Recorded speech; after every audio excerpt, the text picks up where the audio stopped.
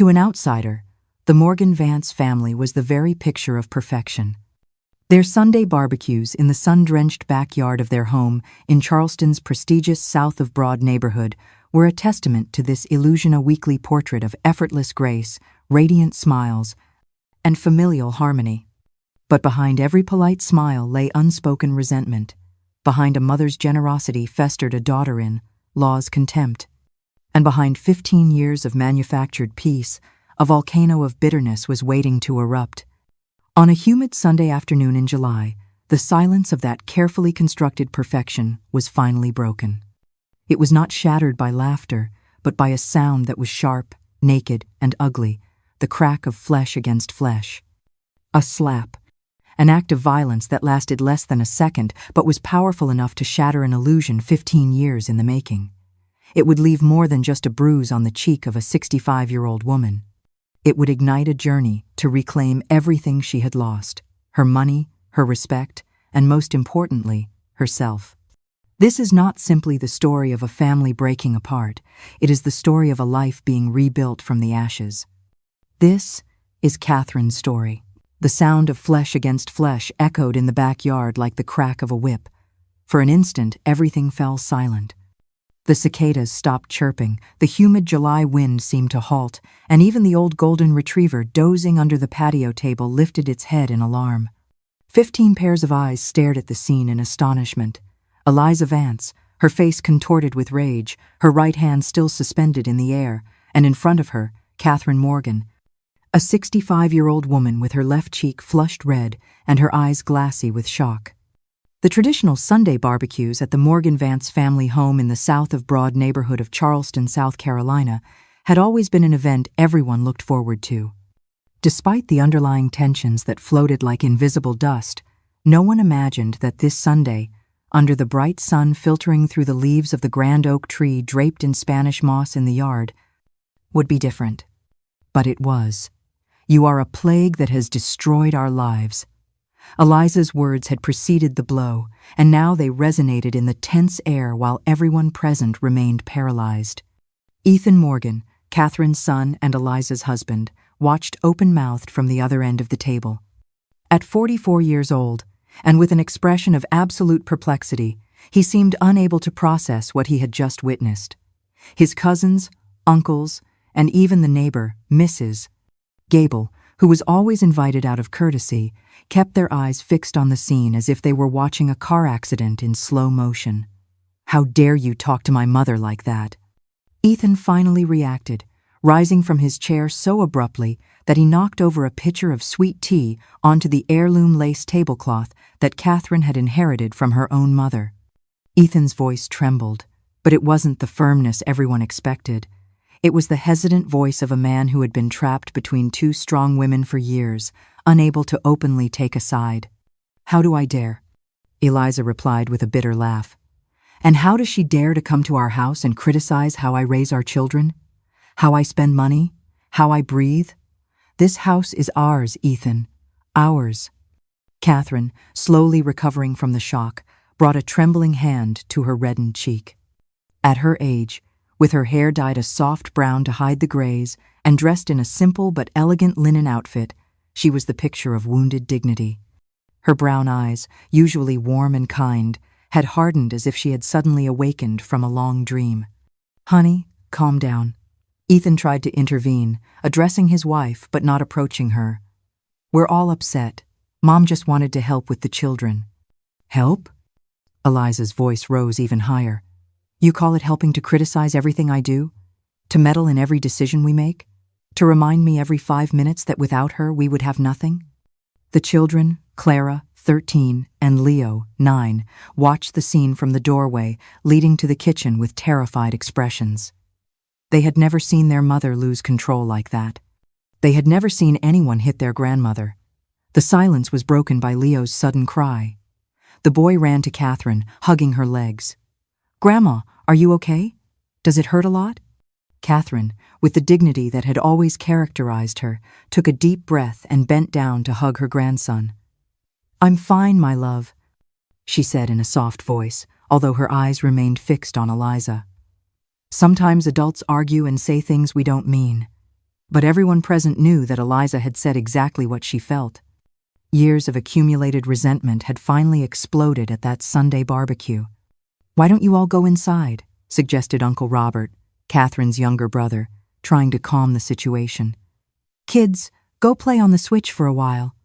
As the guests uncomfortably retreated into the house, murmuring among themselves, Ethan finally approached his mother.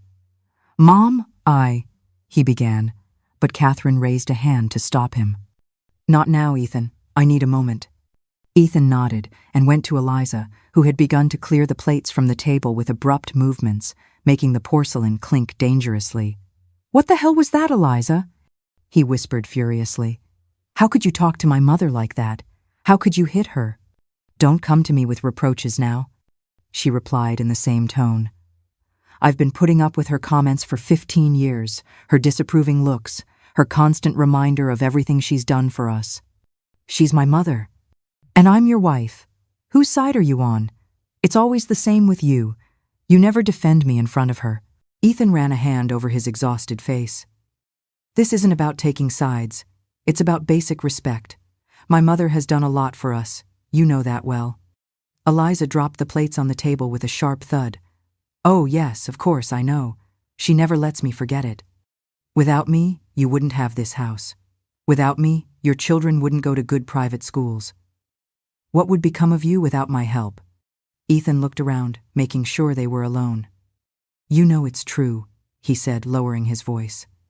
"My history professor's salary would never have been enough to buy this house in such an exclusive neighborhood.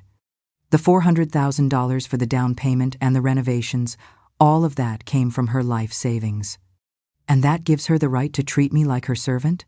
To criticize every decision I make with my children? To look down on me because I don't come from a wealthy family like you?" At the other end of the yard, Catherine had sat down in a separate chair, her gaze lost in the oak tree. 15 years of financial sacrifices so that her only son could live in a good area, so that her grandchildren could receive the best education. 15 years of watching her daughter-in-law despise her while accepting her money. 15 years of biting her tongue to keep the family peace. The public humiliation of that slap had been the trigger she needed to see reality as it was. With trembling hands, she took her smartphone from her purse and sent a text message. "Robert, can you take me home? I don't feel well." While she waited for her brother's reply, Catherine watched Ethan and Eliza arguing in angry whispers. Her son had never been a strong man. Since he was a child, he had been complacent, avoiding conflicts, seeking everyone's approval. When he met Eliza during their university studies, Catherine had seen the warning signs, but decided to ignore them. The young woman was beautiful, charismatic, and ambitious, everything Ethan was not. But she was also manipulative and materialistic. However, Catherine had kept her reservations to herself when Ethan announced their engagement. After all, he was already an adult and had the right to choose his own path. And when the couple began looking for a house and fell in love with that property that was well beyond their financial means, Catherine did not hesitate to offer her help. They were family, and she had always been generous. What she never imagined was that this gesture of love would become a chain that would tie her to an increasingly toxic relationship. Every month, when she made the transfer to help with the mortgage, she felt a growing pang of resentment, especially when she saw Eliza's extravagant expenses: designer clothes, luxurious vacations, expensive decoration for a house they couldn't really afford. The sound of approaching footsteps pulled her from her thoughts. It was Clara, her eldest granddaughter, with her eyes red from crying so much. "Grandma," the girl said in a trembling voice, "are you going to die?" Catherine couldn't help a sad smile at the dramatic childhood question. "No, my dear, it was just a slap. I'm fine." "I've never seen Mom like that," Clara continued, sitting next to her. "She and Dad are yelling really loudly inside." Catherine stroked her granddaughter's hair, feeling guilty for the impact the scene would have on the children. "Sometimes adults make mistakes, Clara. We say and do things we later regret. Will Mom regret hitting you?" The question hung in the air. Catherine knew the answer, but didn't want to poison the girl's relationship with her mother. "That's something you'll have to ask her," she replied diplomatically. The important thing is that you and Leo know that we love you very much, and that sometimes older people also make mistakes." Robert appeared in the yard at that moment with a worried expression. "Are you ready to go, sis?" he asked, glancing towards the house where Ethan and Eliza's raised voices could still be heard. Catherine nodded, rising with dignity. She bent down to kiss Clara's forehead. "Be good, my love, and take care of your little brother." As she walked towards her brother's car, Catherine saw Ethan rush out of the house and run towards her. "Mom, don't leave like this," he pleaded. "Eliza is very upset, but she'll get over it. Stay, we can fix this." Catherine looked at her son, so handsome and yet so weak. For the first time in her life, she felt she could no longer protect him from the consequences of his decisions. "No, Ethan, not this time. I need time to think." "Think about what?" he asked with an alarmed expression. Catherine looked him directly in the eyes. "About many things, son. About 15 years of sacrifices without a single thank you. About a house that I pay for but where I'm not welcome. About a daughter-in-law who has despised me while accepting my money. About a son who has never had the courage to set clear boundaries." Ethan paled. "Mom, you know I'm grateful for everything you've done for us, without you. Without me, you wouldn't have this house." Catherine completed the phrase she had heard so many times. "I know, and I think it's time we all face the consequences of that reality." Without giving him time to respond, Catherine got into Robert's car and closed the door. As they drove away from the grand house, she felt a strange mix of pain and liberation. The public humiliation had been like a veil being lifted, allowing her to see clearly for the first time in many years. She took out her phone and searched her contacts. It was Sunday, but she knew Arthur Finch, an old lawyer friend for decades. Surely, he wouldn't mind receiving a call on a Sunday. "Arthur, it's Catherine Morgan. I need your professional advice urgently. It's about a property in my name and certain financial agreements I need to review." As she spoke, Catherine looked out the window at the streets of Charleston passing before her eyes. At 65, she was about to make the most difficult decision of her life, but there was no turning back. Eliza's slap had not only marked her cheek, it had awakened something in her that had been dormant for too long, her dignity. Arthur Finch's office was located in a historic building in the French Quarter of Charleston, a few blocks from Catherine's condo. It was a sober but elegant space, with law books lining dark wood shelves and a panoramic view of the city that, under other circumstances, would have been comforting. But that Monday morning, just 24 hours after the incident, Catherine couldn't appreciate any of it.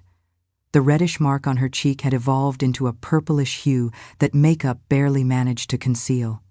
"Are you telling me you've contributed over $400,000 to that house for 15 years and haven't kept a single receipt?" Arthur's usually calm voice reflected a mix of disbelief and professional concern as he reviewed the scant documentation Catherine had brought with her. Catherine clutched her purse on her lap, feeling a mix of shame and indignation. "They're my son and my daughter-in-law, Arthur. I didn't think I'd need to document every cent I gave them. The deed is in my name. I'm on the mortgage. I thought that was enough." Arthur took off his glasses and cleaned them meticulously with a handkerchief, a gesture Catherine knew he used to buy time when something deeply worried him. "And this verbal agreement you mention, what exactly did it consist of?" Catherine took a deep breath. "I would help with the mortgage and the major expenses of the house.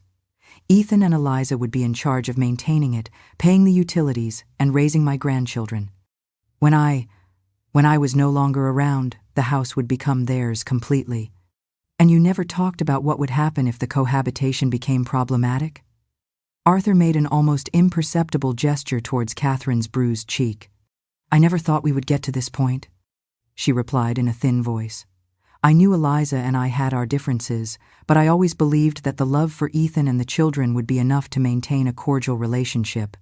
Arthur nodded sympathetically, but his expression remained grave. "Catherine, we've been friends since college. I know you. I know you're generous to the core. But as your lawyer, I have to ask, what is your current financial situation?" The question landed like a stone in a pond. Catherine had never been particularly careful with finances. Her late husband had always taken care of that, and after his death, she had used a large part of the inheritance and her pension to help Ethan and Eliza.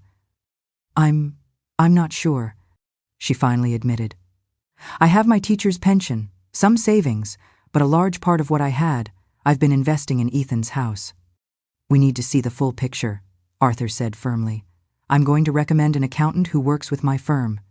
We need to know exactly how much you've invested, how much you have left, and what your legal options are."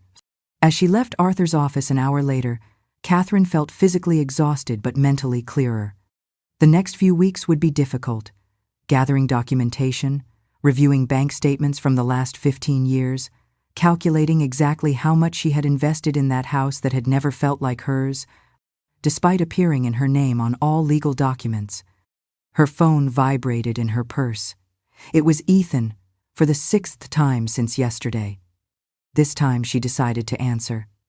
"Mom, please." Her son's voice sounded desperate. "Eliza is truly sorry. She wants to apologize personally. The children are constantly asking about you." Catherine closed her eyes, feeling a pang of pain at the thought of her grandchildren. "Ethan, I need time." "Time for what, Mom?" "It was just an argument that got out of hand. These things happen in all families." "No, Ethan, not all daughters, in-law slap their mothers, in-law in front of the whole family." The silence on the other end of the line confirmed that her words had hit their mark. And it's not just the slap. It's 15 years of veiled contempt, of ingratitude, of manipulation. "You're exaggerating," Ethan protested, but his voice lacked conviction. "Eliza has a strong character, I admit it, but she loves you in her own way. Her way of loving me has left me almost bankrupt, son." The words slipped out before she could stop them. "What do you mean by that?" Catherine sighed. She didn't want to have this conversation on the phone in the middle of the street. "Nothing, Ethan. We'll talk when I'm ready. Please give the children a kiss from me. Tell them Grandma loves them very much." She hung up before Ethan could insist. She looked at her reflection in a shop window. At her age, she suddenly felt old and tired. How had she allowed things to get to this point? At what moment had she confused unconditional love with financial servitude? The accountant Arthur had recommended was a meticulous man named David Chen, who worked in a small but impeccable office in downtown Charleston. 3 days after her visit to Arthur, Catherine sat across from him, overwhelmed by the pile of documents they had managed to gather between them. "Mrs. Morgan," David began in a professional tone after several hours of review, "I think we have a fairly clear picture of your situation." Catherine nodded, preparing for the worst. David spread several documents on the desk. "In the last 15 years, you have invested approximately $425,000 in that property. This includes the down payment on the mortgage, monthly contributions, 3 major renovations, and various expenses for furniture and appliances." Catherine swallowed hard. Hearing the total figure spoken aloud was shocking. "Your monthly pension as a retired teacher is $2,200. Your current savings amount to approximately $15,000. You have a life insurance policy for $100,000, and you own a small, fully paid-off condo in Mount Pleasant where you currently live, which requires some repairs." David paused, looking at Catherine with what seemed to be a mix of professional concern and personal compassion. "Mrs. Morgan, with all due respect, if you continue contributing to the mortgage on that house, in about 9 months you will have completely exhausted your savings. In 2 years, you will be facing serious financial difficulties." The revelation should not have surprised her. Deep down, Catherine knew that her generosity had exceeded her financial means. But hearing it expressed in such clear and definitive terms was like receiving a second blow, one much more devastating than Eliza's slap. "What are my options?" she asked, with a calmness she didn't feel. "From a strictly financial point of view, you have 3 main options," David replied. "First, force the sale of the house. The real estate market in that area is very favorable right now. You could recover your investment and even make a substantial profit. Second, stop contributing and allow them to default on the mortgage. This would be messy and could have legal ramifications, but would stop the financial bleeding. Third, renegotiate the situation with your son and daughter-in-law so that they assume all payments completely. Catherine considered each option in silence. The first would mean forcing Ethan, Eliza, and the children to move, possibly to a much less desirable place. The second would be a disaster for everyone. The third, Catherine almost laughed at the improbability of Eliza accepting such a financial burden when she was used to living off her mother-in-law's generosity. "Is there any way I can legally force them to buy me out?" she finally asked. "The deed is in my name, I'm on the mortgage, but they've lived there for 15 years. David consulted some notes he had taken during his conversation with Arthur. "According to what your lawyer told me, there is no formal contract establishing the conditions of residence or the financial terms. Without a legal document, the situation is complicated. Technically, your son and daughter-in-law could be considered tenants at will." Catherine nodded slowly, absorbing the information. "I need time to think." Leaving the accountant's office, Catherine walked aimlessly through the streets of downtown Charleston, barely aware of the luxury that surrounded her in the form of exclusive shops and elegant restaurants. Her mind was saturated with numbers, dates, and options, none of which seemed entirely satisfactory. Her phone rang once more. This time it wasn't Ethan, but Clara. Seeing her granddaughter's name on the screen produced a wave of conflicting emotions. "Grandma?" The girl's voice sounded small and scared. "When are you going to come see us? We miss you a lot." Catherine stopped in the middle of the sidewalk, feeling her eyes fill with tears. "I miss you too, my love. Mom and Dad fight all the time," Clara continued, lowering her voice as if she feared being overheard. "Mom cries in her room. Dad sleeps on the sofa. Leo has nightmares." Catherine's heart sank imagining the tense atmosphere her grandchildren must be living in. "I'm so sorry, my dear. Sometimes adults need time to solve their problems." "Is it because of the slap?" "Mom says she's very sorry. She says she didn't mean to do it, but that you provoked her." Eliza's twisted justification did not surprise Catherine. She had always been an expert at manipulating situations to appear as the victim. "Clara," Catherine said in a firm but loving voice, "I want you to understand something very important. No one has the right to hit another person, no matter how angry they are. No one provokes a slap. That is a very dangerous idea." There was a silence on the other end of the line. "So Mom is lying?" Catherine closed her eyes, mentally cursing Eliza for putting her own daughter in this impossible position. "It's not that simple, sweetie. Your mom is confused and hurt. People sometimes say inaccurate things when they're upset. Will you come see us soon? Please, Grandma? I could sneak out and meet you at Waterfront Park like before." The suggestion of clandestine meetings deeply worried Catherine. "No, Clara. I don't want you to sneak out or do anything behind your parents' backs. I promise we will find a way to see each other soon, but it has to be with your parents' knowledge and permission." After hanging up, Catherine made a decision. She could not allow her grandchildren to continue suffering because of this situation. She would have to talk to Ethan and Eliza, but this time, she would do it with the strength that comes from knowledge. She was no longer the compliant mother-in-law willing to sacrifice everything for an illusory family peace. She was a woman who had finally opened her eyes to a deeply unbalanced and toxic relationship. That night, sitting in her small condo in Mount Pleasant, Catherine drafted an email to Ethan. "Son, after much reflection, I am ready to talk. But this time it will be different. Come to my place this Saturday at 5 p.m. You, Eliza, and I need to have a sincere conversation about the future. Do not bring the children. What we have to talk about is not appropriate for their ears. Love, Mom." She hit send and then called Arthur. She would need all the documents to be ready for Saturday. This time, there would be no improvisations or verbal agreements based on blind trust. This time, everything would be in writing. Saturday arrived with a speed that took Catherine by surprise. She had spent the week meeting with Arthur and David, preparing documents, analyzing options, and finally making a decision she would never have imagined possible just 7 days ago.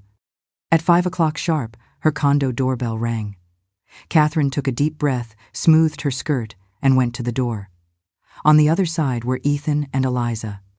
Her son seemed to have aged 10 years in a week. He had deep dark circles under his eyes and disheveled hair. Eliza, on the other hand, was impeccably dressed as always, although her expression oscillated uncomfortably between rehearsed repentance and barely contained resentment. "Come in," Catherine said, stepping aside. Ethan hugged her awkwardly. Eliza stood motionless, as if waiting for a specific invitation that Catherine did not offer. "Mom, Ethan began once they were seated in the small living room. "Let me speak first," Catherine interrupted him with a firmness that surprised them both. "I have spent this week reviewing my financial situation, my legal options, and above all, reflecting on the last 15 years. She took out a folder with documents and placed it on the coffee table. "For 15 years, I have invested over $400,000 in a house where I am not welcome. I have endured contempt, ingratitude, and now, finally, physical violence." Eliza opened her mouth to protest, but Ethan put a hand on her arm, silencing her. Last Sunday's slap was not an isolated incident. It was the culmination of years of emotional and financial abuse. Catherine continued. "And I allowed it because I love you, Ethan, and I love my grandchildren. But love should not be an excuse for abuse, neither for giving it nor for receiving it." "Mrs. Morgan." Eliza finally intervened in a honeyed voice. "I sincerely apologize for my behavior. I was upset. I didn't measure my words or my actions. You know I consider you like a mother." "No, Eliza, I do not consider you a daughter," Catherine replied calmly. "A daughter does not betray her mother's trust. A daughter does not publicly humiliate her. A daughter does not teach her own children that it's okay to hit someone when you're angry."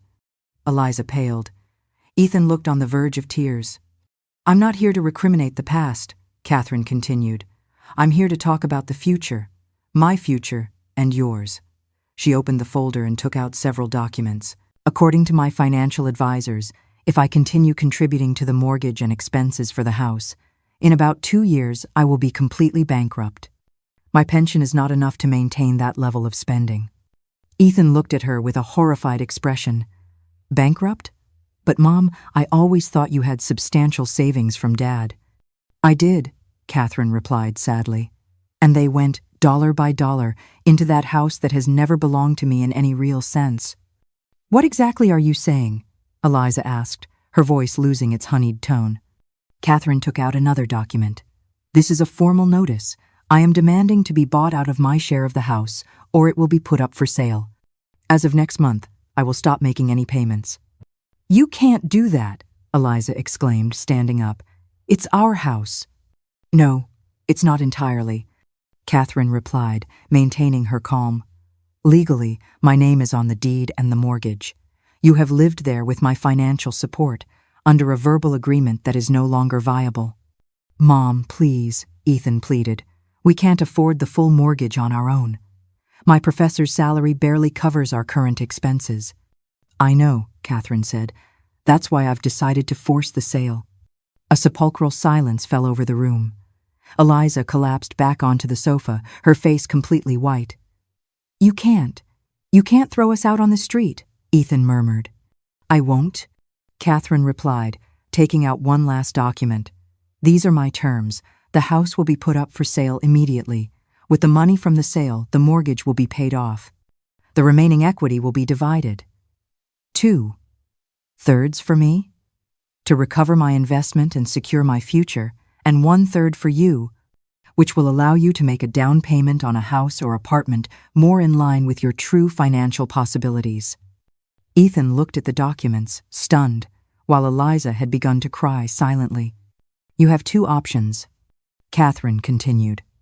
"Accept my terms and sign these documents today, or face a legal process that will likely be long, expensive, and painful for everyone, especially for the children." "This is blackmail," Eliza whispered through her tears. "No, Eliza, this is a consequence," Catherine replied, looking her directly in the eyes. "For 15 years, I have allowed you to exploit me financially while you emotionally disdained me. That time is over." The clock on the wall read 6:30 when Ethan, with a trembling hand, signed the documents. Eliza initially refused, shouted, cried, threatened to take the children far away where Catherine could never see them, but finally, faced with her mother-in-law's unbreakable firmness and her husband's exhausted insistence, she also signed. When the door closed behind them, Catherine sat in silence in her small condo. She didn't feel the euphoria of victory or the relief of duty accomplished. She felt a strange mix of sadness for the lost years and hope for the years she still had ahead. She picked up her phone and called Arthur. "It's done," she said simply. "Are you okay?" her old friend asked. Catherine looked out the window at the lights of Mount Pleasant beginning to twinkle in the dusk. "I don't know," she answered honestly, "but I think I will be soon." What she didn't know at that moment was that her journey to liberation had just begun, and that the consequences of her decision would be even more profound and surprising than she could have ever imagined. The 3 most prestigious real estate agencies in Charleston had all agreed. The house in that exclusive neighborhood could be sold for almost double what Catherine had originally invested. The real estate market was booming, and a property so well located and with so much character would not remain available for long. "With these prices, I could recover everything I invested and still have a considerable surplus," Catherine commented to Arthur as they had coffee on the terrace of a restaurant near his office, 2 weeks after the confrontation with Ethan and Eliza. Arthur nodded, but his expression remained cautious. "The problem won't be selling the house, Catherine. The problem will be dealing with your son and daughter-in-law during the process. You know how it is, visits from potential buyers, negotiations, the move, all of that requires some cooperation from the current occupants." Catherine sighed deeply. The last 2 weeks had been an emotional hell. Ethan had oscillated between desperate pleas for her to reconsider her decision and long, hurtful silences. Eliza, for her part, had gone from false apologies to veiled threats, using the children as an emotional weapon. "They won't let me see my grandchildren," Catherine confessed in a trembling voice. "And Eliza says I'm causing them trauma by wanting to kick them out of their home, and that it's better if I don't confuse them with my visits." Arthur covered Catherine's hand with his, a gesture of support that she silently appreciated. "It's manipulation, you know that. They're using your grandchildren as emotional hostages to break your resolve. And it almost works," Catherine admitted. "Every time I think of Clara and Leo, I wonder if I'm doing the right thing, if I shouldn't just accept financial ruin so as not to disrupt their lives." "And what kind of example would you be setting for them?" Arthur asked gently. "That it's okay to abuse someone's generosity until they're left in misery? That love means allowing yourself to be humiliated and exploited?" Catherine fell silent, reflecting on her friend's words. Finally, she nodded. "You're right. This isn't just for me. It's for them too, even if they can't understand it now." The first visit from potential buyers was scheduled for the following Saturday. Catherine had informed Ethan by email, hoping that the formality of the medium would help keep the situation under control. The response had been a terse "understood," which could be interpreted in multiple ways, none particularly encouraging. On Friday night, as Catherine reviewed the documents Arthur had prepared for her for the umpteenth time, her phone vibrated with a text message. It was from a number she didn't recognize. "It's Clara. I'm using my friend Lucy's phone. I miss you so much, Grandma. Mom says horrible things about you. She says you want to leave us homeless because you're a selfish old woman. I don't believe her. Please come see us. I love you." Catherine felt her heart clench. The fact that her granddaughter had to resort to these clandestine methods to communicate with her was further proof of how toxic the environment in that house had become. "I miss you too, my love," she replied, "but I can't come see you right now. It's complicated. I want you to know that I love you and Leo very much, and that everything I'm doing, I'm also thinking of you, even if you don't understand it now. We'll be able to see each other soon, I promise," she added after a moment's reflection. "Please delete these messages so you don't get in trouble, and tell Lucy I thank her very much for her help." The reply came almost immediately. "Are you coming tomorrow with the people who want to buy the house? Mom is very angry about that. She says she's going to make them regret coming." Catherine felt a chill run down her spine. She knew Eliza well enough to know this was not an empty threat. She quickly dialed Arthur's number, despite the late hour. "I think Eliza is planning to sabotage tomorrow's visit. she explained as soon as her friend answered. I don't know exactly what she's planning, but knowing her capacity for manipulation and drama. I understand, Arthur replied, now fully awake. Let me make some calls. I think it would be best if I accompany you tomorrow. At 11 a.m. on Saturday, Catherine and Arthur waited in front of the house, along with Mariah Evans, the real estate agent, and a young couple who looked like prosperous executives and had shown great interest in the property after seeing the photos online. It's a beautiful house with a lot of character, Mariah commented as they waited. It dates back to the 1880s but has been completely renovated 3 times, the last one just 2 years ago. It retains original details like the original heart pine floors in the foyer and the intricate ceiling medallions, but it has all the modern conveniences. The couple nodded enthusiastically, clearly anxious to see the interior. Catherine, however, noticed the lack of activity in the house. Usually at this time on a Saturday, Ethan would be watering the plants in the front garden and the children would be playing in the backyard. It seems like no one's home, Arthur murmured, sharing Catherine's concern. Finally, Catherine approached the door and used her keys to open it. Upon entering the foyer, the smell was the first thing that hit them, a mix of dampness, old food, and something indefinably unpleasant. What? Mariah began, but was left speechless as she entered the living room.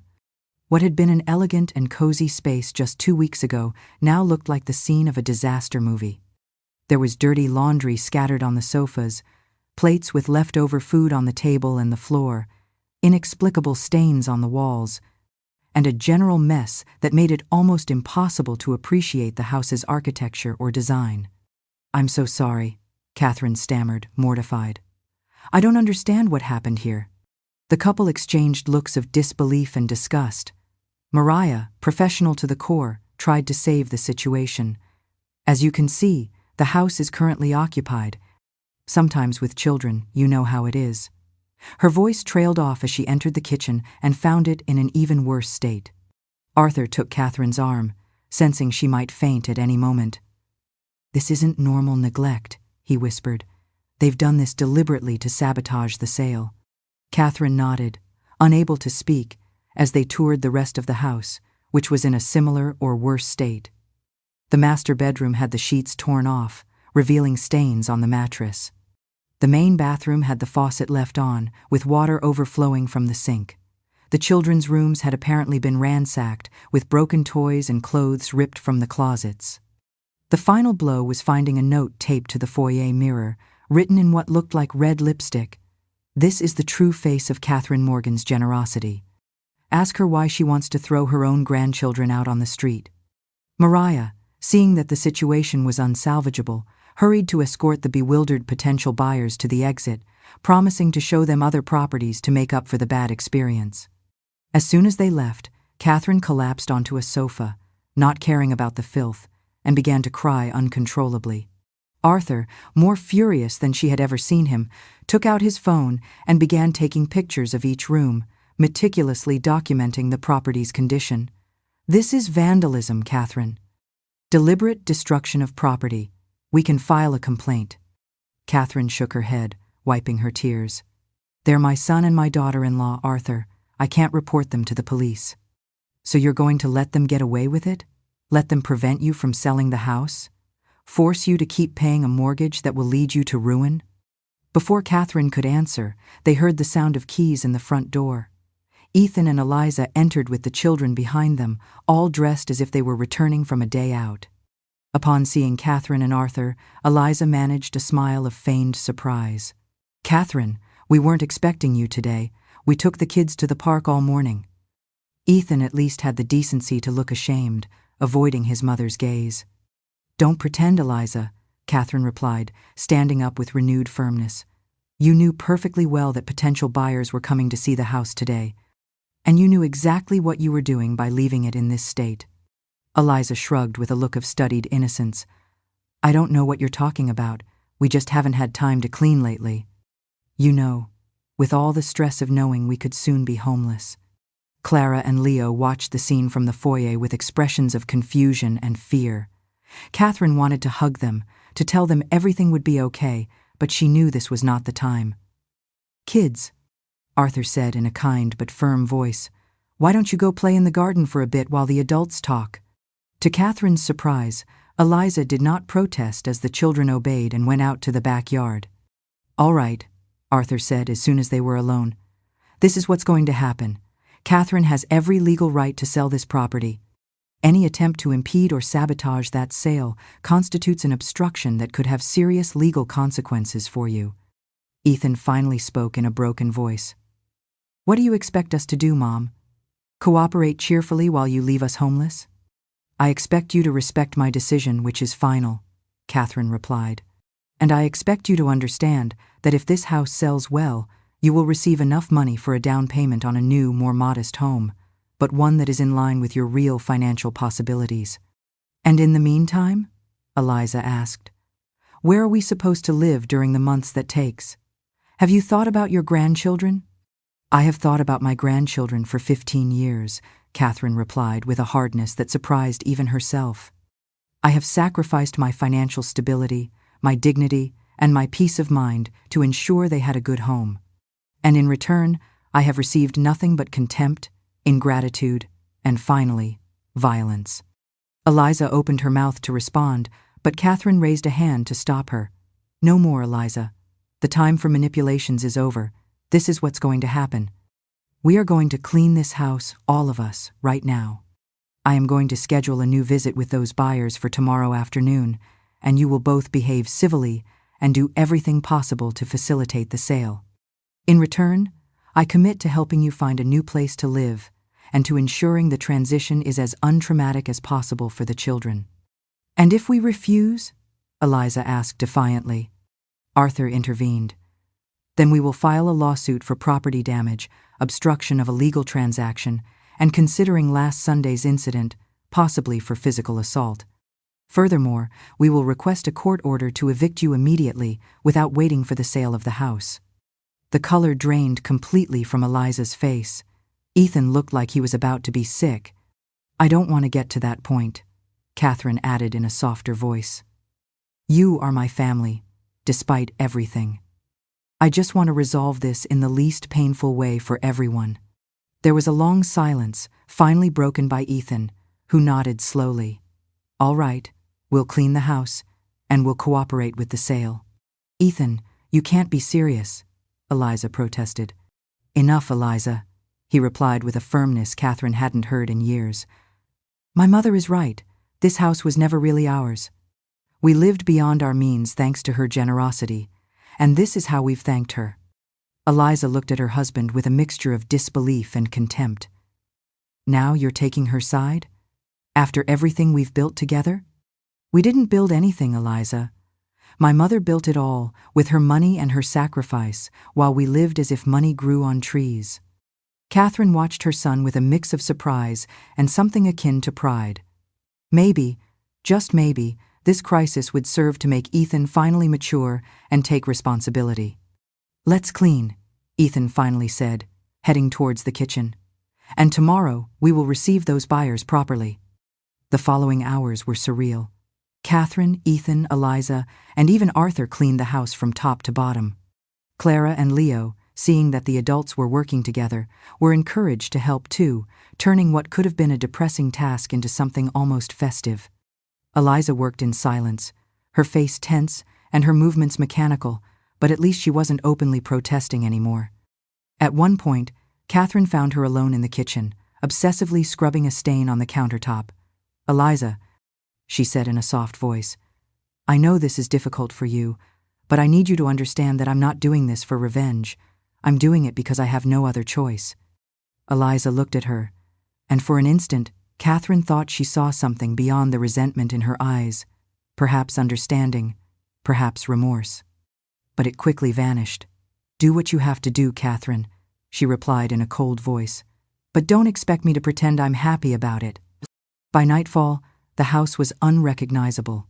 It gleamed with cleanliness. Every object was in its place, and even the plants seemed more vibrant. Mariah, who had returned to check on the property's condition, was impressed. "It's like a different house," she commented, taking notes for the next day's visit. I'm sure it will make an excellent impression now. Before leaving, Catherine asked for a moment alone with her grandchildren in the backyard, under the same oak tree that had witnessed the incident the previous Sunday. She hugged Clara and Leo with all the love she felt for them. "I want you to understand something," she told them in a soft but firm voice. "Sometimes adults have to make difficult decisions that may not seem fair at the time, but we make them thinking about what's best for everyone in the long run." Leo, at 9 years old, looked at her with big, serious eyes. "Are we going to have to leave this house, Grandma?" Catherine nodded. "Yes, sweetie. But that doesn't mean you'll be unhappy. We'll find another house, maybe smaller, but just as nice, where you can continue to grow up happy."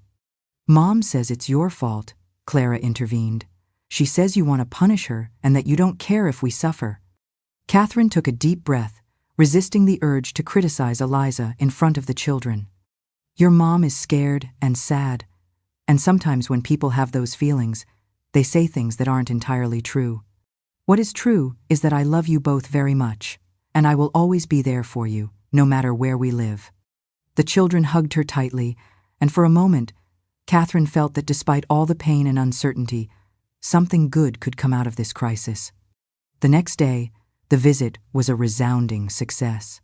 The couple, who had been on the verge of completely dismissing the property after the disastrous previous visit, were charmed by the transformation. The house shone in the sunlight streaming through the large windows, and this time both Ethan and Eliza were present, behaving with a forced but effective courtesy. 3 days later, Mariah called Catherine with news. The couple had made an offer on the house, slightly below the asking price, but still extremely favorable. "It's an excellent offer, Catherine," Mariah commented. "And they're willing to be flexible with the moving deadlines, which would give your son and his family time to find a new place." Catherine consulted with Arthur, who reviewed the offer and found it more than acceptable. "If you accept, you could close the sale in about 6 weeks," he explained. "You'd pay off the rest of the mortgage, you'd have the agreed, upon third for Ethan and Eliza to make a down payment on a new home, and you'd still have a substantial remainder to secure your future." Catherine thought about everything that had happened over the past few weeks. The humiliation, the revelation of her precarious financial situation, the confrontation with Ethan and Eliza. "I accept the offer," she said finally. "It's time for all of us to move on." What Catherine didn't know was that signing that acceptance would mark the beginning of a new phase in her life. One she would never have imagined possible after decades of self-denial and sacrificia phase that would lead her to discover not only her true strength, but also a freedom she didn't even know she craved. The condo in Sarasota, Florida was different from any place Catherine had ever lived. Small but bright, with walls painted in soft turquoise tones and windows that let in the sea breeze. At her age, she never imagined she would start a new life just a few hundred yards from the Gulf of Mexico. Catherine watched the sunrise from her balcony, a steaming cup of coffee in her hands. Almost 7 months had passed since that fateful Sunday. 7 months that had transformed her existence so radically that sometimes she had trouble recognizing herself. The sale of the house had been finalized without major setbacks, although the last few days before the move had been tense. Eliza had oscillated between hostile silences and barely contained outbursts of anger, while Ethan tried to keep the peace, torn as always, between loyalty to his mother and fear of confronting his wife. The children, Clara and Leo, had been the most affected. Catherine remembered with pain the last visit to the house before its former occupants moved out for good, when she found Clara crying silently in her almost empty room. "Why does everything have to change, Grandma?" the girl had asked, her eyes red and her voice choked with emotion. "I liked this house. I liked my school. I liked when you came on Sundays." Catherine had sat next to her on the floor, putting an arm around her. "Sometimes changes are scary, my love, but they can also bring good things we don't even imagine." "Mom says it's all your fault," Clara had replied. "She says you're selfish and that you don't care about us." Catherine had taken a deep breath, controlling the urge to defend her position or criticize Eliza. "Your mom is scared and sad about the move, just like you. And sometimes when adults are scared, we say things that can unintentionally hurt others. So it's not true?" What is true is that I love you and Leo very much, and that this change, although it seems difficult now, is necessary for all of us to have a better life in the long run. Now, contemplating the horizon where the blue of the sea merged with the blue of the sky, Catherine wondered if she had done the right thing. Ethan, Eliza, and the children had moved to a more modest apartment in West Ashley, using the money from the sale as a down payment. It wasn't as exclusive a neighborhood as south of Broad, but it was still a pleasant, well-connected area, close to good schools. Her phone vibrated on the table. It was a message from Ethan. "Good morning, Mom. How are you today? Clara is asking when she can visit you at the beach. I'm attaching a photo of her latest drawing. She loves you." "We love you, Ethan." The image showed a childish but expressive drawing. A beach with palm trees, and a woman with silver hair, clearly her smiling under a bright sun. In a corner, a little girl held her hand. Catherine smiled, her eyes moist. Her relationship with Ethan had undergone an unexpected and positive transformation in recent months. Without Eliza's constant presence, their phone conversations and messages had regained the warmth and sincerity that had characterized their bond before his wife's arrival in their lives. After replying with affectionate words and the promise of regular video calls, Catherine prepared for her morning routine. She dressed in a light linen blouse and loose pants, an outfit unthinkable in Charleston, where she had always maintained a more formal image, and went for a walk on the beach. The sand under her bare feet, the constant murmur of the waves, the vendors who were already beginning to set up their stalls for tourists, it was all part of her new reality, one she had consciously chosen after weeks of reflection. When the sale of the house was finalized, with the advice of Arthur and David, Catherine had made a bold decision. She would also sell her small condo in Mount Pleasant and invest part of the money in this property in Sarasota. The rest she would place in safe investments that, combined with her pension, would guarantee her a dignified old age without financial worries. "Good morning, Miss Catherine," greeted Ernie, a local fisherman with whom she had struck up a friendship. "Walking early again?" "The sea is beautiful at this hour," she replied with a genuine smile, something that had become increasingly frequent. "Good catch today?" "Not as good as yesterday, but enough," he replied, proudly showing her his catch. "If you like, I'll set aside a couple of redfish for you for later." Catherine nodded gratefully. Another of the transformations in her life had been rediscovering the pleasure of cooking. In Charleston, she rarely cooked just for herself. There were constant visits to Ethan's house or invitations from her friends. Now she enjoyed experimenting with fresh fish and seafood, tropical fruits, and local vegetables. Her walk took her to a small art gallery near the center, the Sea Spray Gallery, a cozy space run by Marianne, a retired artist from Savannah who had become another of her new friends. "Catherine, what a joy to see you," Marianne exclaimed, hugging her warmly.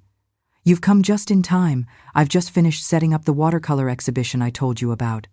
Catherine walked through the gallery, admiring the works of local artists, seascapes, scenes of daily life on Florida's Gulf Coast, abstractions inspired by the vibrant colors of the tropics. She stopped especially in front of a watercolor that showed an elderly woman contemplating the sea from the shore. "It's beautiful," she murmured. "It is," agreed Marianne, who had quietly approached. "It's titled Rebirth." The artist was inspired by his own mother, who, after being widowed, sold everything in Atlanta and reinvented herself here on the coast. Catherine felt a shiver of recognition. "It speaks directly to me."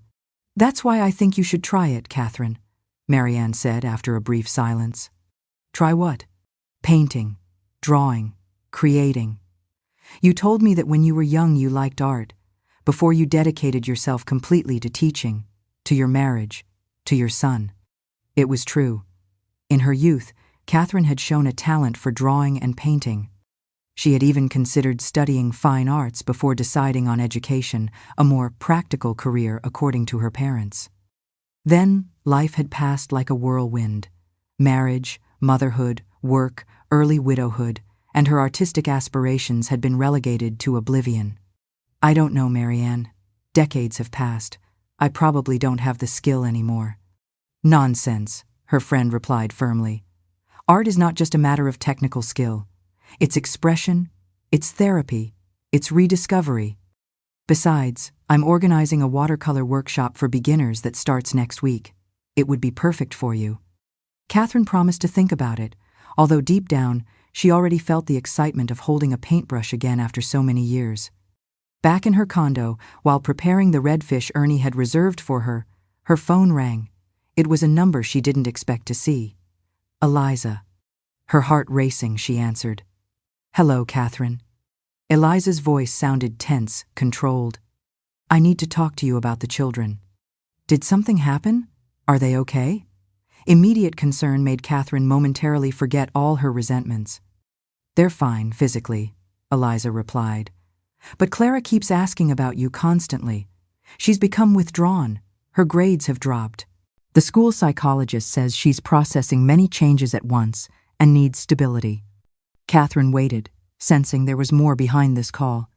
Ethan insists that we should let the children visit you during the summer holidays, Eliza continued. He says it would be good for them to see that you're okay, that you have a new life, that you haven't disappeared. I would love to see them, Catherine replied sincerely. I miss them so much. There was a long silence on the other end of the line. I don't agree with what you did, Eliza finally said. You put us in a very difficult situation. The children had to change schools, leave their friends behind. And financially, although the apartment is nice, Ethan now has to work extra hours to cover all the expenses. Catherine could have pointed out that for 15 years, she had been the one who had borne the financial burden, allowing them to live far beyond their real means. She could have mentioned the ingratitude, the contempt, the slap that had triggered everything. But instead, she took a deep breath. I understand it has been difficult for everyone, Eliza. I never wanted to cause the children suffering. But you did, Eliza interrupted her. And now I have to deal with the consequences while you live peacefully by the sea. What exactly do you want from me, Eliza? Catherine asked, feeling her patience begin to wear thin. I want you to take responsibility.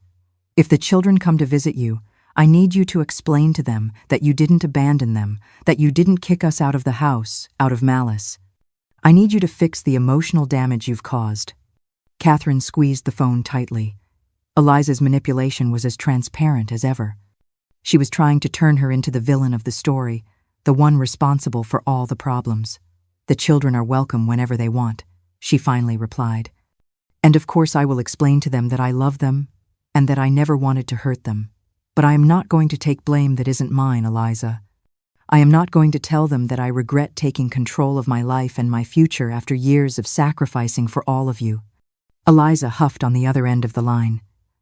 You're still the same selfish person as always. Catherine was about to hang up, but restrained herself. If you have nothing else to say, I'd like to talk to Ethan about the practical details of the children's visit. He's not home, Eliza replied dryly. I'll tell him to call you. After hanging up, Catherine sat on her small sofa, feeling a mix of emotions. Joy at the prospect of seeing her grandchildren, frustration at Eliza's attitude, concern about how the children were really living through this transition. That night, she decided to write in the journal she had started shortly after moving to Sarasota, a practice Arthur had recommended as a way to process her emotions and reflect on her new life. Today I spoke with Eliza for the first time in months. She's still trying to manipulate me, to make me feel guilty for having regained control of my life. Part of me still falls into that trap. There are moments when I wonder if I was too harsh, if I should have sought a less drastic compromise. But then I remember the feeling of suffocation I experienced every month when I made the transfer for the mortgage, knowing I was sacrificing my future for people who never showed the slightest gratitude. I remember Eliza's condescending treatment, always making me feel like an intruder in the house I myself was paying for. And above all, I remember the humiliation of that slap, the exact moment something broke inside me. The children will come to visit me this summer. I can't wait to show them the beach, teach them to swim in the sea, see their faces when they discover the colors of the reef. I want them to see that their grandmother is not a bitter, selfish old woman, as Eliza has surely told them, but a woman who has finally found the courage to live on her own terms. Tomorrow I will sign up for Marianne's watercolor workshop. It's time to take up those abandoned dreams, to discover what other Catherine has been waiting all this time to come out. She closed the journal and looked out at the balcony. The full moon illuminated the sea, creating a silver path on the water.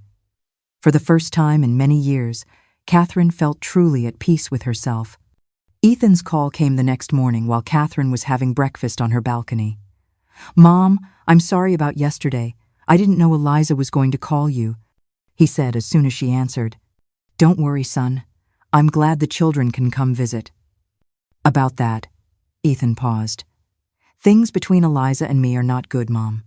Catherine felt a pang of concern. "What's happening?" "Since the move, everything has gotten worse. Eliza is bitter, resentful. She blames everyone, you, me, the universe, for the loss of the house. She barely speaks to me except to complain that I now have to work more hours and spend less time at home. I'm so sorry, son." "It's not your fault, Mom. I'm finally seeing things clearly. For 15 years, Eliza lived in a fantasy financed by you. She never had to face the reality of our true financial possibilities, and now that she has to, she's not handling it well." "And the children?" Catherine asked, worried about the impact this situation would have on her grandchildren. "That's what hurts the most," Ethan admitted, his voice breaking. "Clara has changed. She's quiet, withdrawn. Leo seems to be handling it better, but the psychologist says he's developing aggressive behaviors at school." Catherine closed her eyes, feeling the weight of the situation. "Can I do anything to help?" "Actually, yes," Ethan replied, and Catherine noticed a change in his voice, as if he were gathering courage. "I've been thinking. The children need stability. They need to get away from this toxic environment for a while. Would it be possible for them to spend not just a few weeks, but the whole summer with you?" The proposal took her by surprise. "The whole summer? What does Eliza say about that?" "I haven't discussed it with her yet," Ethan admitted. "But I need to make decisions thinking about my children's well-being, not about pleasing Eliza." Catherine felt a mix of pride for her son's new firmness and concern for the potential complications. "You know I would love to have them with me for as long as possible, but I don't want to cause more conflict between you." "The conflict already exists, Mom. And honestly, I'm seriously considering a separation." The revelation didn't entirely surprise Catherine. In a way, she had seen this outcome coming from the moment the house was put up for sale. The relationship between Ethan and Eliza had always been built on fragile foundations. The initial physical attraction, the shared ambition for a lifestyle they couldn't afford, and more recently, mutual resentment. "Whatever your decision, son, you have my support," she said finally. "And the children are welcome here for as long as they need." After hanging up, Catherine stayed, contemplating the sea, thinking about the unexpected turns her life had taken in recent months. From a silent victim of emotional and financial abuse, she had become an independent woman who could now become a safe harbor for her grandchildren during a period of family turmoil. The irony did not escape her. Eliza, who had considered her a plague that destroyed their lives, now faced the possibility that her children would find stability and joy precisely with that plague. That afternoon, while attending her first watercolor class, Catherine found herself smiling as she mixed the colors, experimenting with brushstrokes that captured the changing blue of the Gulf of Mexico. Around her, other students, some tourists, others locals like her, shared the same joyful concentration. "You have a natural talent, Catherine," Marianne commented, observing her work. "It's clear this isn't the first time you've painted, even if it's been decades." "It's like a part of me has been asleep all this time," Catherine replied, surprised by the ease with which her hands remembered the movements, the basic techniques she had learned in her youth. Leaving the class with her first watercolor drying in a folder, Catherine stopped at a children's furniture store. If Clara and Leo were going to spend the summer with her, she would need to furnish the small guest room to make them feel at home. As she selected colorful bedspreads, lamps shaped like marine animals, and some beach toys, Catherine realized she was experiencing an emotion that had been absent from her life for too long. Joyful anticipation, the ability to look to the future with hope instead of resignation. Her phone vibrated with a message from Ethan. He had spoken with Eliza about the summer. As expected, the initial reaction had been explosive, accusations, tears, threats. But finally, perhaps recognizing that she herself needed a break, she had reluctantly agreed. The children are excited. The message read, "Clara is already making a list of all the things she wants to do with you at the beach. Thank you, Mom. You don't know what this means for all of us." That night, in front of her improvised easel on the balcony, Catherine began her second watercolor.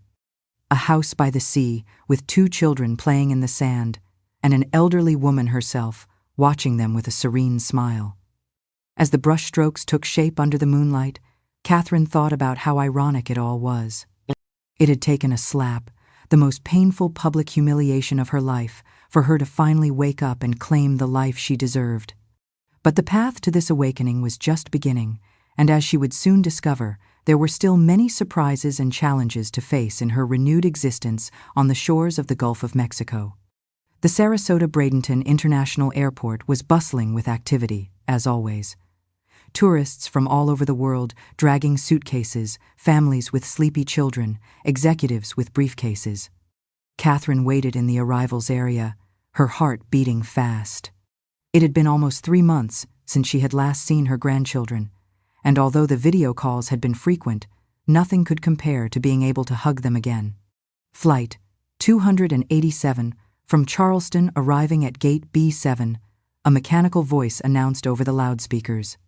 Catherine nervously adjusted her light cotton dress, printed with tropical flowers, another garment she would never have worn in her previous life, and checked once more the small sign she had prepared with Clara's and Leo's. Names decorated with drawings of fish and palm trees. The passengers began to exit, and Catherine anxiously scanned each childish face. Finally, she saw them. Clara, taller than she remembered, with her hair in a braid, and Leo, who seemed to have grown several inches in these months. Behind them came Ethan, looking tired but smiling. "Grandma!" Leo shouted, letting go of his father's hand and running towards her. Clara, more restrained, as befitted her 13 years, walked quickly but didn't run, although her face reflected the same joy. Catherine bent down to receive the impact of Leo's small body against hers, enveloping both children in a hug that tried to compensate for months of absence. "My treasures," she murmured, her voice trembling with emotion. "You're so big, so handsome." Ethan approached more slowly, letting the children enjoy the reunion. When Catherine finally looked up at him, she immediately noticed the changes. He had lost weight, had deep dark circles under his eyes, and a budding beard she had never seen on him before. "Hi, Mom," he said, leaning in to kiss her on the cheek. "You look amazing. Life on the beach suits you." Catherine hugged him, feeling the tension in his shoulders. "You, on the other hand, look exhausted, son."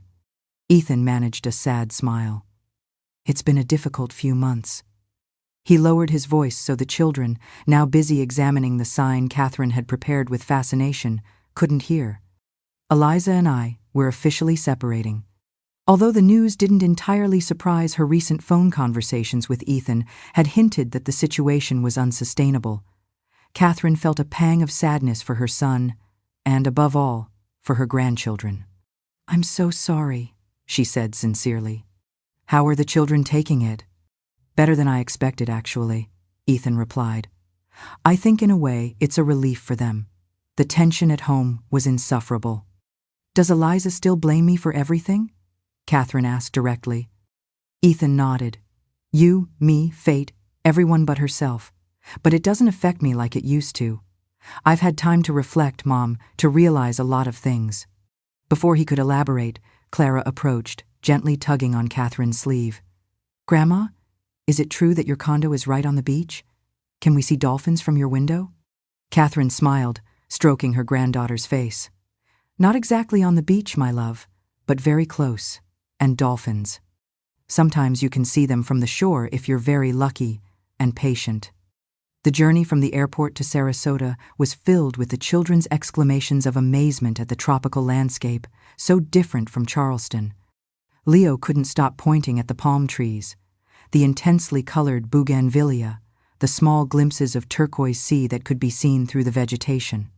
When they finally arrived at Catherine's condo building, The children's faces upon seeing the Gulf of Mexico in all its glory for the first time were the best gift Catherine could have received. "It's really blue," exclaimed Leo, running to the condo balcony. "Like in the pictures, but more so." Clara was speechless, gazing in a daze at the horizon where the blue of the sea merged with the sky. Finally, she turned to Catherine with shining eyes. "It's the most beautiful place I've ever seen, Grandma." The following days passed in a bubble of happiness for Catherine. She took the children to the beach in the mornings when the sun wasn't too intense, taught them to swim in the calm, crystal-clear waters, built sandcastles with Leo, and collected seashells with Clara. In the afternoons, they went on excursions to nearby natural springs, visited the fishing pier where Catherine bought fresh fish, or simply rested in the condo, reading or drawing. Ethan, who had initially planned to stay only 3 days before returning to Charleston for work commitments, ended up extending his stay to a full week. Catherine watched him gradually regain his vitality, as if the sea breeze were returning the energy that the last few months of marital conflict had stolen from him.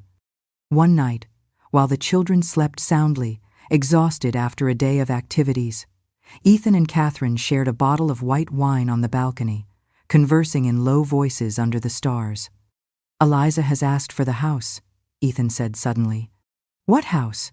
The apartment in West Ashley?" Catherine asked, confused. "Yes, she wants to keep it and for me to move out. Obviously, paying the mortgage and generous child support." Catherine contemplated her son's profile silhouetted against the night sky. "And what are you thinking of doing?" Ethan sighed deeply. "Part of me wants to fight, demand shared custody, keep my home. But another part of me just wants peace, to end this conflict once and for all.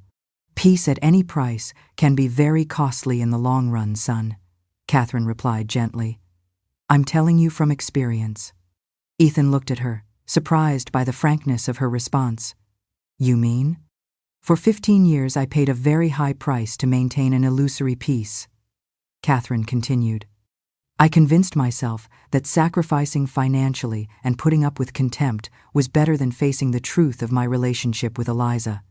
And when I finally did, when I made the decision to value myself, everyone accused me of being selfish." "I accused you too," Ethan admitted with shame. "And I was wrong. I see that clearly now." Catherine took her son's hand in hers. "I can't tell you what decision to make, Ethan. Only you know the details of your situation. But I can tell you that sometimes, what seems like the hardest path in the short term is the one that will lead you to true peace in the long term. Like moving alone to Sarasota at 65? Catherine smiled, looking towards the sea, barely visible under the moonlight. "Exactly. If someone had told me a year ago that I would be here today, in this place, starting over, I would have thought it was crazy. And yet, I've never seen you so happy, Mom, so fulfilled. Because for the first time in decades, I'm living on my own terms, not as someone's wife, or someone's mother, or someone's mother-in-law, just as Catherine." Ethan nodded thoughtfully, and they both remained silent for a long time, listening to the murmur of the waves and feeling the salty breeze on their faces. The next morning, while having breakfast on the balcony, Clara asked a question that took Catherine by surprise. "Grandma, did you paint those pictures?" She was pointing to the watercolors Catherine had framed and hung on the living room walls. Seascapes, scenes of local life, an abstract self-portrait in shades of blue and turquoise. "Yes, my love. They're my first attempts after many, many years without painting," Catherine replied, slightly embarrassed by the attention on her amateur work. "They're beautiful," Clara exclaimed with genuine enthusiasm. "I didn't know you could paint like that." "I didn't either, really," Catherine confessed with a smile. "Many years ago, when I was very young, before I even met your grandfather, I really liked to draw and paint. But then life got complicated, responsibilities came, and I set that part of me aside." "And how did you know you could still do it?" Clara asked, moving closer to examine one of the watercolors in more detail. "I didn't know. I just decided to try again. My friend Marianne, who runs an art gallery here nearby, convinced me to sign up for a watercolor workshop for beginners. Can I try it too?" Clara's question was filled with an excitement Catherine hadn't seen in her for a long time. "Of course. In fact, I bought extra materials thinking you might like to try. That afternoon, while Ethan took Leo on a boat trip to see the coral reef, Catherine and Clara spread out papers, brushes, and watercolors on the terrace table. Patiently, Catherine showed her granddaughter the basic techniques. How to wet the paper, how to load the brush with pigment, how to let the colors flow and mix. Clara showed a concentration and a natural talent that surprised Catherine. Sitting side by side, grandmother and granddaughter painted in silence, occasionally exchanging smiles or technical advice, sharing a language that went beyond words. "This is what I like most about being here with you," Clara said after a long time. "At home, there's always yelling or very uncomfortable silences. Here, it's quiet. You can breathe." Catherine felt her heart clench at her granddaughter's words. "I know, my dear. And I want you to know that this house will always be a refuge for you, a place where you can breathe whenever you need it. Even if Mom and Dad get divorced?" "Especially if they get divorced," Catherine replied firmly. "Families change shape, Clara, but love remains. Your dad will always be your dad, your mom will always be your mom, and I will always be your grandmother who adores you." Clara nodded, seemingly satisfied with the answer, and returned her focus to her watercolor, a sunset over the sea that, despite her inexperience, perfectly captured the magical atmosphere of the Florida sunsets. When Ethan and Leo returned from their excursion, their cheeks flushed from the sun and their eyes bright with enthusiasm, they found Catherine and Clara waiting for them with fresh lemonade and their paintings drying on the sofa. "Dad, look what I painted," Clara exclaimed, proudly showing her work. Ethan looked at it in amazement. "It's incredible, Clara. You have a lot of talent." "Like her grandma," Leo added, reverently stroking the still slightly damp paper. "I want to paint too, Grandma. Can we all try together tomorrow?" Catherine proposed. "We'll make a family mural for the kitchen wall." That night, as she tucked Leo in, the boy asked her a question that left her momentarily speechless. "Grandma, can we live with you forever?" Catherine felt a lump in her throat. "Would you like that, my love?" Leo nodded vigorously. "Here you don't fight, and there's the sea, and ice cream every day." Catherine smiled at the simplicity of the child's logic. "Ice cream every day isn't a good idea, sweetie, but I would love for you to visit me very often." "Why can't we stay?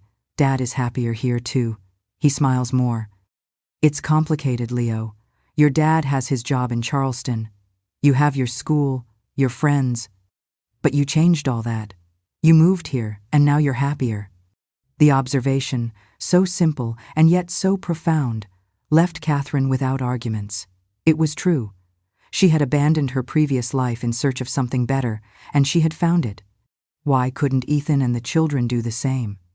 That idea, planted like a seed by Leo's innocent question, began to germinate in Catherine's mind. On the last night before Ethan and the children returned to Charleston, Catherine organized a small party on the beach. She invited her new friends. Marianne from the art gallery, Ernie the fisherman and his wife Lucia, some neighbors from the building, and prepared a barbecue with fresh seafood and salads. Sitting on beach chairs around a bonfire as the sun set, painting the sky in shades of orange and purple, Catherine watched her grandchildren interact naturally with her friends, and Ethan, relaxed and smiling, chatting with Ernie about fishing techniques. The scene was so perfect, so full of simple happiness, that it brought a lump to her throat. Marianne sat next to her, offering her a glass of white wine. "They're a beautiful family, Catherine." "Thank you," she replied, not taking her eyes off her loved ones. "I can't believe they're leaving tomorrow." "You know, I have a friend who runs an art school in Siesta Key," Marianne commented casually. "He's always looking for experienced elementary school teachers. And your granddaughter has a natural talent for painting that she could develop wonderfully in an environment like this." Catherine looked at her friend, immediately understanding what she was implying. "Do you think Ethan could?" Marianne shrugged. "I don't know, but what I do know is that I've never seen him as relaxed as he has been these days. And I've noticed how he looks at Claudia." She pointed discreetly towards the young yoga teacher who lived in the condo next to Catherine's and who had surprisingly hit it off with Ethan during this vacation. "It's too soon," Catherine protested weakly. "He's barely in the process of separating." Life is short, my friend, and sometimes opportunities don't wait for us to be completely ready for them. That night, after the children had fallen asleep, Catherine found Ethan sitting alone on the balcony, contemplating the sea in silence. "What are you thinking about, son?" she asked, sitting next to him. "About how different this week has been from my life in Charleston," he replied, without taking his eyes off the horizon. "About how long it took me to realize certain things." "What things?" "That I've lived my whole life trying to please others.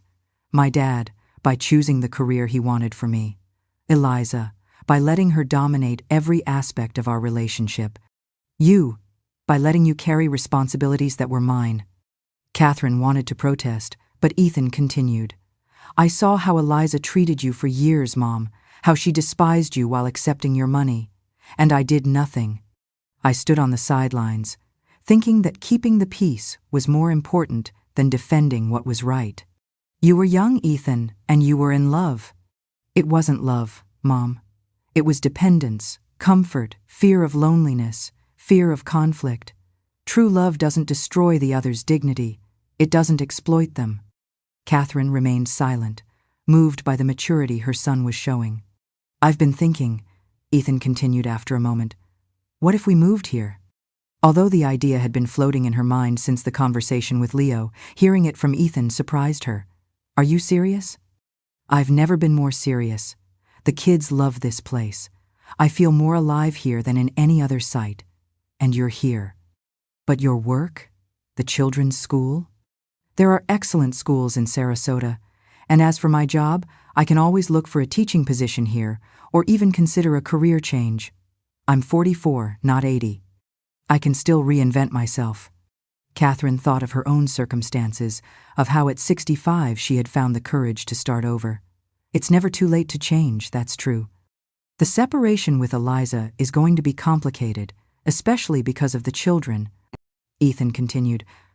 "But I think in the long run, it would be better for everyone, even for her, although she can't see it now." "Do you think she'll let the children move here with you?" Ethan's expression darkened. "It won't be easy, but I'll fight for it if I have to. They deserve to grow up in a healthy environment, without constant tension." Catherine nodded, understanding that the path her son was choosing would be difficult, but probably the right one, like the one she herself had chosen months ago when she finally decided to value herself above a false family harmony. "I'll be by your side every step of the way," she promised, squeezing her son's hand. The next morning, the farewell at the airport was emotional, but not heartbreaking. There was a promise of a future reunion in the air, a sense that this was not an end but the beginning of something new. "I'll call you as soon as we land," Ethan promised, hugging his mother. "And I'll start researching schools and jobs here." "We'll be back soon, Grandma," Clara said, handing her an envelope. "Don't open it until we're gone." Leo simply hugged her tightly, burying his face in her neck. "I love you so much, Grandma." As she watched them go through the departure gate, Catherine felt a bittersweet mix of emotions. The sadness of separation, but also the joy of knowing that their lives were changing for the better, that family ties, far from breaking, were strengthening in new and unexpected ways. Back in her condo, now strangely silent, after weeks of children's laughter and conversation, Catherine finally opened the envelope Clara had given her. Inside was a drawing. 4 figures: Ethan, Clara, Leo, and herself standing in front of a house by the sea, all smiling under a bright sun. At the top, written in Clara's careful handwriting, it read, "Our future home, all together." Catherine felt her eyes fill with tears as she caressed the drawing.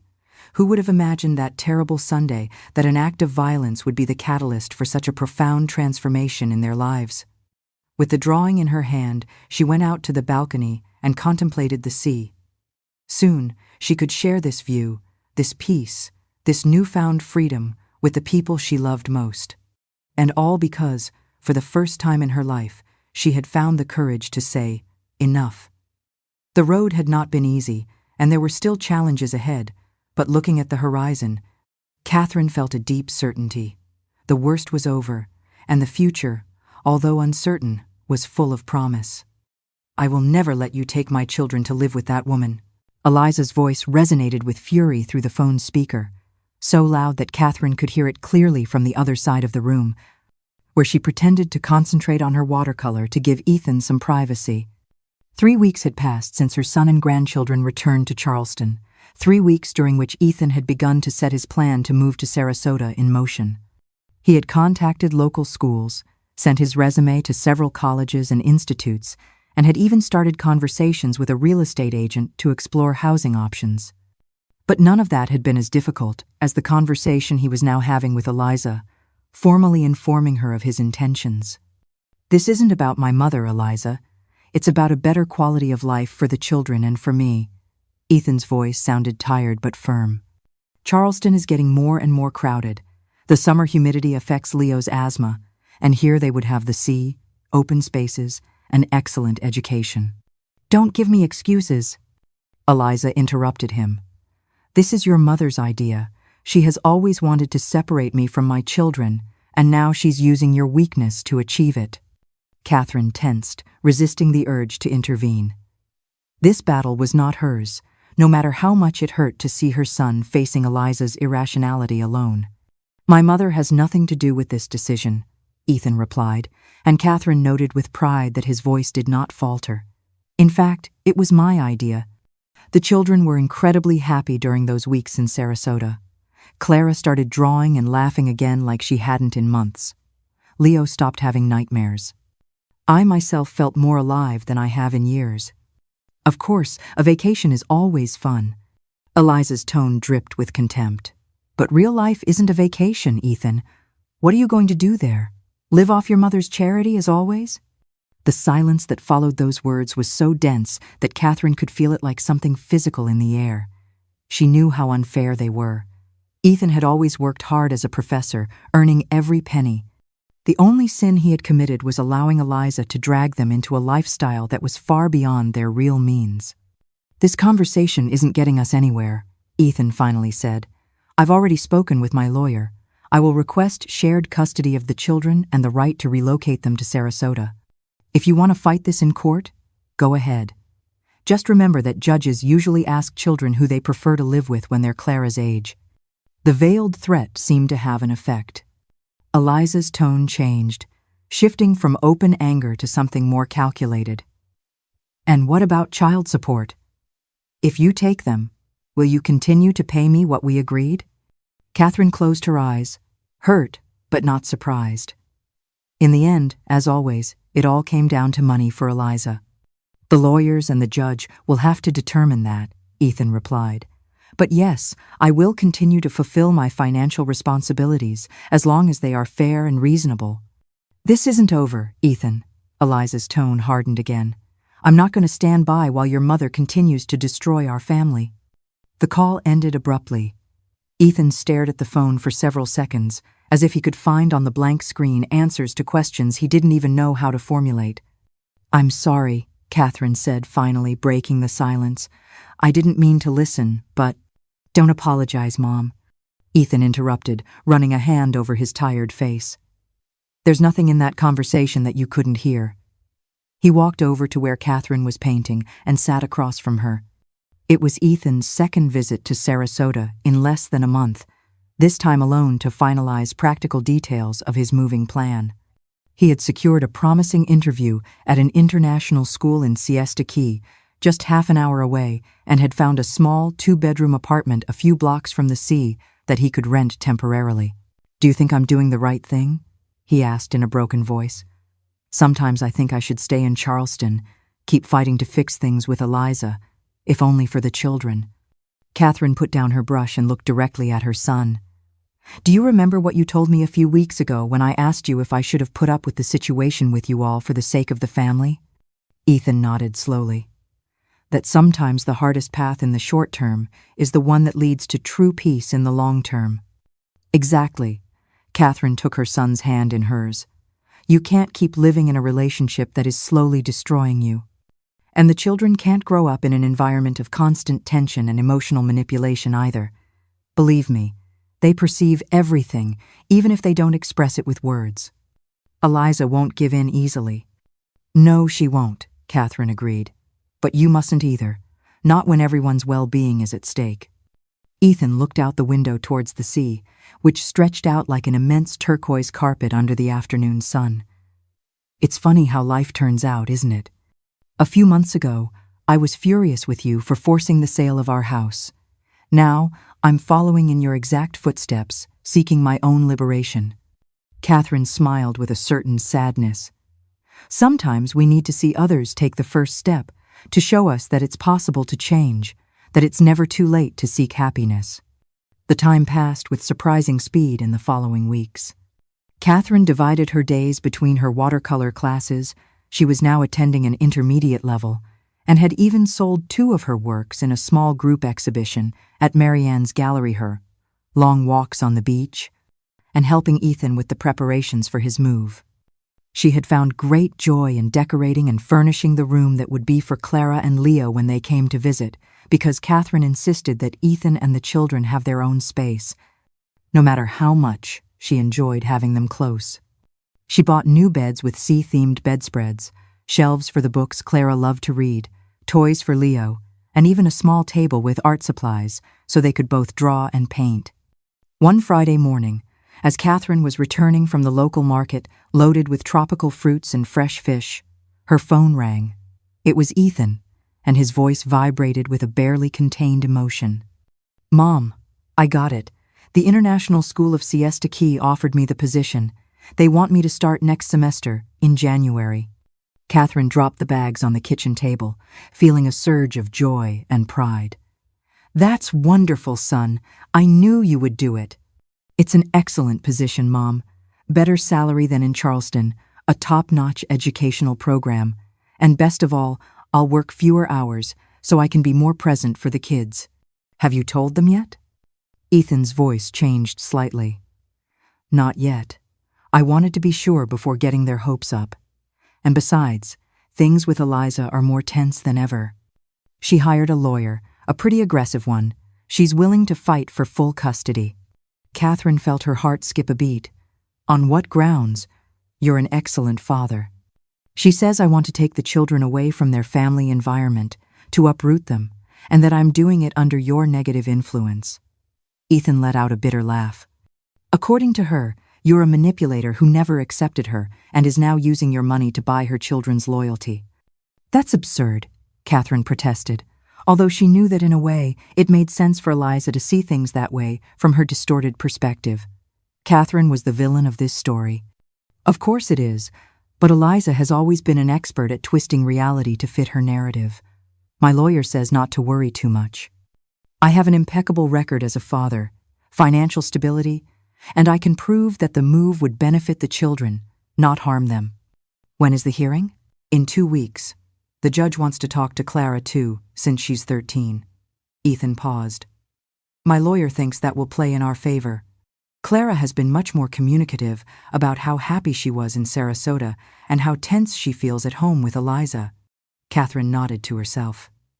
During the weekly video calls, Clara had proudly shown her the progress in her drawings and watercolors, constantly asking when they could paint together in front of the sea again. Leo, for his part, had developed a fascination with marine life after his boat trip and bombarded Catherine with questions about fish, corals, and dolphins, which she diligently researched to be able to answer him. "Do you need me to go to Charleston for the hearing?" Catherine asked. "No, it's better if you don't," Ethan replied after a moment's thought. "Eliza would use your presence to reinforce her argument that you're manipulating everything from the shadows. But thanks for offering, Mom. Though, there is something strange," Ethan added after a pause. "Clara mentioned that Eliza has been quieter lately, less angry, more empty. Her sister let it slip that she might be seeing a therapist. I doubt it's true, but it's odd. The next 2 weeks were an emotional roller coaster."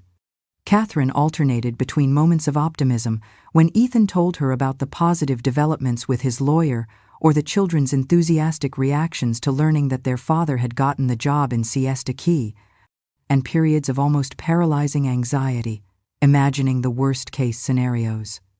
The night before the hearing, Catherine could barely sleep. She got up before dawn and walked along the deserted beach, feeling the damp sand under her feet, listening to the constant, comforting rhythm of the waves.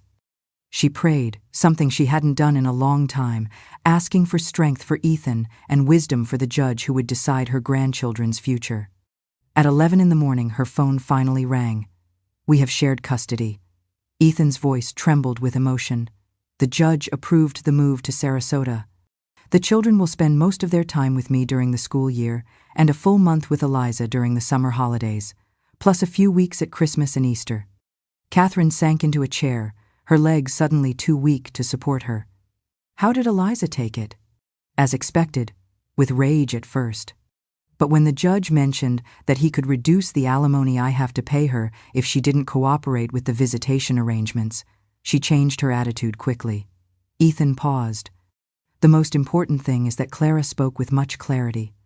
She said she loves her mother, but that she feels calmer and happier with me, especially after our stay in Sarasota." That weighed heavily in the judge's decision. And what now? Now the real preparations begin. I have to give notice at my current school, finalize the rental contract for the apartment I found near you, organize the move. It's overwhelming, but for the first time in a long time, I feel like I'm taking control of my life. Catherine smiled, recognizing in her son's words the same feeling of liberation she had experienced months ago. "I'm very proud of you, Ethan. And I'll be here to support you in everything you need." The following weeks were a whirlwind of activity. Catherine traveled briefly to Charleston to help with the selection of what to take and what to leave behind, a task complicated by Eliza's constant objections, who insisted that certain furniture and objects belonged exclusively to her, even though they had been bought with Catherine's money years ago. There were moments of tension, moments of sadness, like when Leo cried saying goodbye to his dog, who would stay with Eliza, but also moments of anticipated joy, especially when the children helped pack their things, talking animatedly about their new life by the sea. Finally, one afternoon in early December, a taxi pulled up in front of Catherine's condo building in Sarasota. Out of it came Ethan, Clara, and Leo, surrounded by suitcases and boxes. It was only the first batch of their belongings. The rest would arrive in a moving truck the following week. But the important thing was that they were there, that they had made it. Catherine waited for them at the entrance, her heart beating so fast she feared they could hear it. It wasn't just the excitement of seeing them, it was the full awareness of how extraordinary this moment was. A year ago, she would have never imagined this outcome. A year ago, she was still trapped in a toxic family dynamic, sacrificing her economic and emotional well-being to maintain an illusory peace. "Grandma?" Leo was the first to run to her, throwing himself into her arms with the total abandon that only children can afford. Clara hugged her next, more reserved but equally excited. "We brought all our paints and brushes, Grandma. Can we paint together tomorrow?" Ethan was the last to approach, and in his hug, Catherine felt everything that didn't need to be said: the gratitude, the relief, the silent promise of a new beginning. "Welcome home," Catherine said simply, and those two words contained all the love, all the hope, and all the gratitude she felt in that moment. That night, after a simple but festive dinner on the balcony with the murmur of the sea as background music, Catherine watched her family as Ethan read a story to the children before bed. From her armchair in the small living room, she could see the three heads together, bent over the book, hear the occasional laughter, feel the peace emanating from that everyday scene. When Ethan came out of the children's room and sat next to her, Catherine noticed something different in his expression, a mix of relief and concern, as if he wanted to share something but didn't know exactly how. "What's wrong, son?" she asked gently. Ethan hesitated a moment before answering. "There's something I haven't told you, Mom. Something I discovered during the moving preparations." Catherine waited, feeling a slight knot of apprehension. "I was organizing old documents and I found something disturbing." Ethan took an envelope from his pocket and handed it to Catherine. "They're bank statements from an account I didn't know about, in Eliza's name." Catherine opened the envelope with trembling hands. What she saw left her breathless. They were copies of bank statements showing regular transfers for years, from a joint account she contributed to monthly for the mortgage to a personal account in Eliza's name. "I don't understand," she murmured, although a part of her was beginning to perfectly understand what she was seeing. Eliza was diverting part of the money you sent for the mortgage, Ethan explained, his voice tense with shame and indignation. Not all of it, just enough for the payments to still go through, but a considerable amount each month. That's why she always insisted on handling the house finances herself. Catherine stared at the papers, the numbers blurring before her eyes. A cold wave washed over her, colder than any December sea breeze. It wasn't just the money, though the sum was staggering. It was the calculated, long-term betrayal. The years of condescension paired with secret theft. For a moment, the old bitterness threatened to rise, the familiar sting of humiliation. She could feel her hands clenching the envelope, the urge to rage, to demand justice, to let this final wound poison everything. But as she looked up, she saw her son's ashamed face, heard the peaceful breathing of her grandchildren from the other room, and felt the gentle salt air on her skin. This new life, this peace, was real. The past was a ghost. To let it haunt her now would be to give Eliza a victory she no longer deserved. She took a slow, deep breath, consciously unclenching her fists. "Thank you for telling me, son," she said, her voice quiet, but steady as she slid the documents back into the envelope. Ethan looked at her in amazement. "You're not? Furious?" "Oh, I am," Catherine admitted with a wry, sad smile. "A part of me is. I'm profoundly hurt and disappointed, but I refuse to let that poison what we're building here. The best response to those who have wronged us is not revenge, but to live a full and happy life in spite of them. That is something she can never touch." Ethan nodded, understanding. "You're the strongest woman I know, Mom. You always have been, although for too long that strength was expressed as silent sacrifice." "Not anymore," Catherine replied firmly. "Now my strength is expressed as self-love, as dignity, as the ability to set clear boundaries." After Ethan retired to his temporary room, he would move into his own apartment. As soon as the rest of his belongings arrived the following week, Catherine went out to the balcony once more. The full moon illuminated the sea with a silver path that seemed to invite her to walk towards the horizon, towards infinite possibilities. She didn't think of the slap that had changed their lives, or the word plague spat with contempt. Instead, she thought of the quiet scene just moments before. Ethan reading to his children, their heads bent together under the soft lamplight, their quiet laughter mixing with the sound of the waves. Catherine understood that she wasn't just seeing a father with his kids. She was witnessing a miracle of healing, the purest act of a family being reborn. There, in the stillness of the night, an eternal truth was affirmed. Money could buy a house in Charleston, but only respect could build a home in Sarasota.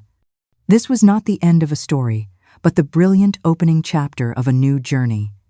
The journey of Catherine rediscovering herself as an artist and a matriarch defined by strength, not sacrifice. The journey of Ethan shedding his weakness to become the father his children truly deserved. And the journey of Clara and Leo finally thriving in an atmosphere of peace, their talents nurtured and their hearts safe. Together, they were weaving a future where any adversity could be overcome. Because when you build your life on a foundation of dignity, you have the strength to face any storm. In that harmony, the sound of the ocean seemed to fill the small condo's walls, which, unlike the ones in the grand house they'd left behind, now seemed to breathe an air of profound peace. Catherine, Ethan, Clara, and Leo, finally and truly together, bound not just by blood, but by a new understanding and a hard-won love. They were on the verge of a new adventure, living the life of a true family. Despite the weight of the past, they had found a way to be reborn from the ashes, proving the simplest yet most profound truth. A person's dignity, no matter how long, buried, is always the compass that guides them back to themselves. I hope you truly felt today's story. What does dignity mean to you in your relationships? Please share your thoughts in the comments below. Don't forget to like and subscribe so you don't miss emotional journeys like this one. See you in the next video.